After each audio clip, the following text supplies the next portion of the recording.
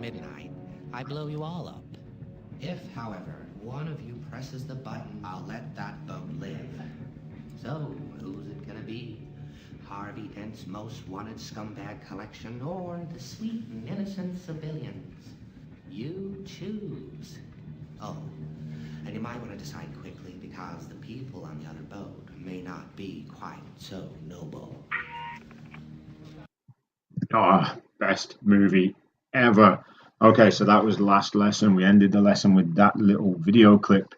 And of course, we discussed people making those choices and the factors that were involved in their decision making. You may have noticed, if you were looking closely, that some of the people on those boats were praying as they sat there. And that's what we're going to focus on in our next lesson and for this video. Particularly, we're going to look at Christianity.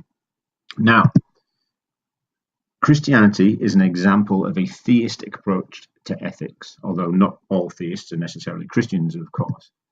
And we're going to ask the question, how might a Christian work out what God wanted in a situation like the one in the film? Of course, the immediate answer might be prayer, but of course, Christians also look towards the Bible when it comes to moral decision making.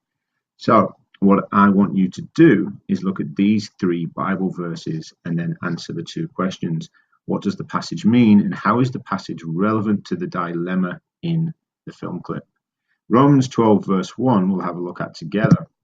It says, I appeal to you therefore, brothers and sisters, by the mercies of God, to present your bodies as a living sacrifice, holy and acceptable to God, which is your spiritual worship. So what does it mean, and how is it relevant? Do we take it literally? Are we actually saying that Christians are supposed to give up their bodies, sacrifice themselves, which this becomes acceptable to God? This is worship. Or is it more of a new life in Christ, as the title would suggest? How is it relevant to the video? Well, would a good Christian give up their life for the people on the other boat?